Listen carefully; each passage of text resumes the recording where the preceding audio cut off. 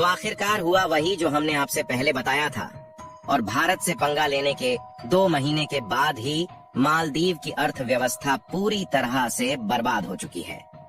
और मोहम्मद मुइज्जू का भारत से पंगा लेने का अंजाम इतना भारी पड़ जाएगा, ये मालदीव के राष्ट्रपति मोहम्मद मुइज्जू को नहीं मालूम था।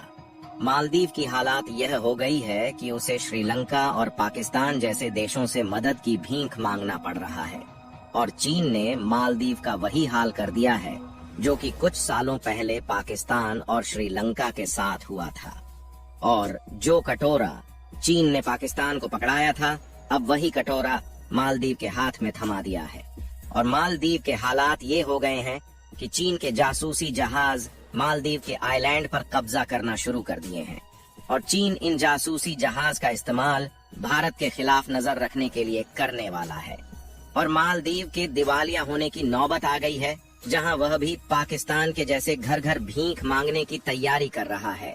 पूरी अपडेट क्या है इस वीडियो में समझते हैं, लेकिन वीडियो में आगे बढ़ने से पहले मालदीव का भारत से पंगा लेने का अंजाम 2 महीने के अंदर ही मिलना शुरू हो गया है। उसके लिए वीडियो को लाइक करके चैनल को सब्सक्राइब जरूर कीजिएगा। देखिए, मालदीव ने यह सोचा था कि भारत से दुश्मनी मोल लेगा तो चीन उसकी दर दर पर मदद करता फिरेगा, और मालदीव का यह सोचना बिल्कुल सही था। लेकिन मालदीव के राष्ट्रपति ये सोचना भूल गए कि पाकिस्तान और श्रीलंका ने कुछ साल पहले इसी तरह भारत से दूरियां बनाकर चीन से हाथ मिलाया था, जहां पाकिस्तान और श्रीलंका की मदद चीन ने इस तरह से की है कि आज पाकिस्तान के हाथ में कटोरा के अलावा और कुछ भी नहीं बचा है। और भारत से पंगा लिए मालदीव को 2 महीने भी नहीं बीते कि दिवालिया हो चुका है, और चीन भी मालदीव की मदद करने से कतरा रहा है। और भारत, जो कि मालदीव जाने वाले टूरिस्ट में नंबर 1 पर था, वह 5वें नंबर पर पहुंच गया है। यानी कि मालदीव की अर्थव्यवस्था का जो मेन इनकम सोर्स था, वह इतना कम हो गया है कि मालदीव जिन देशों से कर्जा लिया है उनको चुकता नहीं कर पा रहा है। और इस बार मालदीव के हालात ये हो रहे हैं कि मोहम्मद मुइज्जू ने अपने पैर पर कुल्हाड़ी खुद नहीं मारी, बल्कि वह खुद धारदार कुल्हाड़ी पर जाकर बैठ गया है। यानी कि भारत से दुश्मनी लेकर चीन की गोद में जा बैठा है। और मालदीव के राष्ट्रपति, जो चीन को अपना दोस्त समझ रहे थे, वही चीन अब मालदीव को तबाह करने पर उतर गया है। और मालदीव के मोहम्मद मुइज्जू जब राष्ट्रपति बने थे तो उन्हें लग रहा था कि वह भारत को बर्बाद करने के लिए अकेले काफी हैं।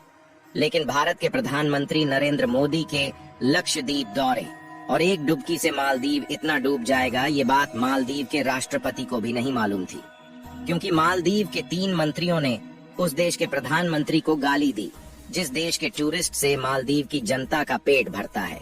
इसके अलावा दवा से लेकर खाने पीने की वस्तुएं भारत से ही मालदीव भेजी जाती है। यानी कि मालदीव इस शिकंजे में फंस गया है कि वह भले ही भारत के 77 सैनिकों को वापस भारत भेज दे, लेकिन वह भारत का कुछ भी नहीं बिगाड़ सकता। और केवल भारतीय टूरिस्ट के मालदीव न जाने से मालदीव के हाथ में कटोरा आ गया है। जबकि देखा जाए तो भारत के टूरिस्ट ने पूरी तरह से मालदीव जाना बंद नहीं किया है।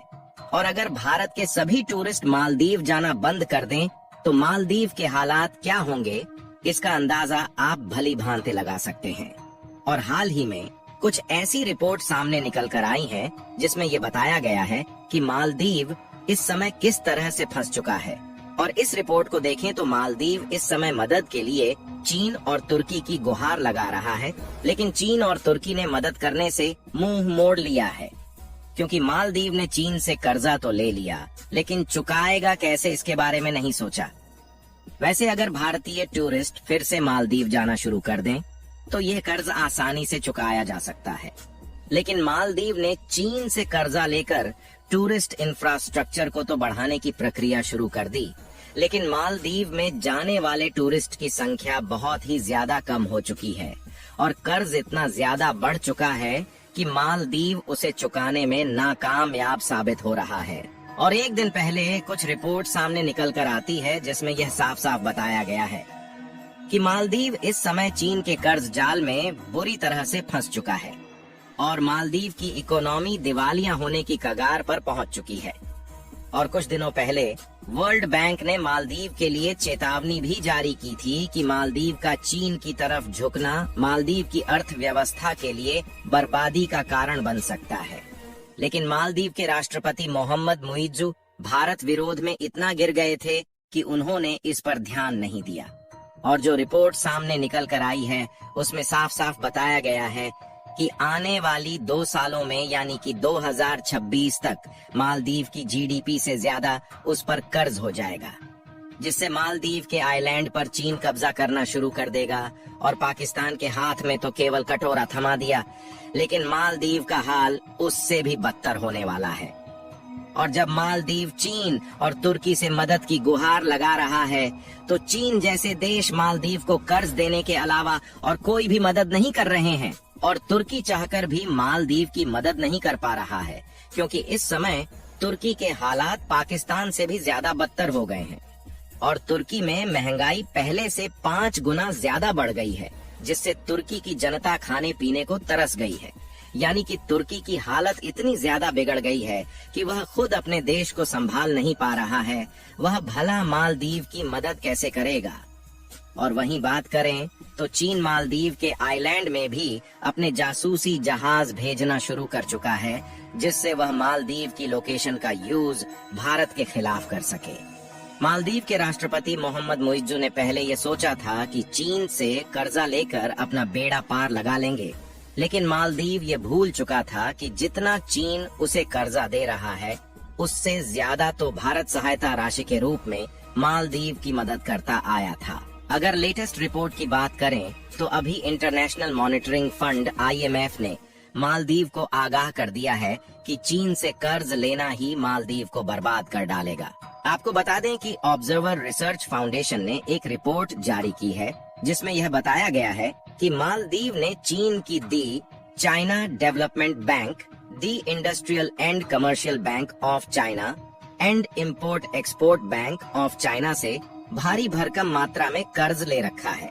अगर वर्ल्ड बैंक की रिपोर्ट की माने तो आने वाले 2 सालों यानी कि 2026 में मालदीव की कुल इकोनॉमी लगभग $5 बिलियन में से $1 बिलियन विदेशी कर्ज के रूप में चुकाने होंगे, जो कि किसी भी देश के लिए कर पाना नामुमकिन है, जहां मालदीव के लिए यह तो बिल्कुल असंभव है।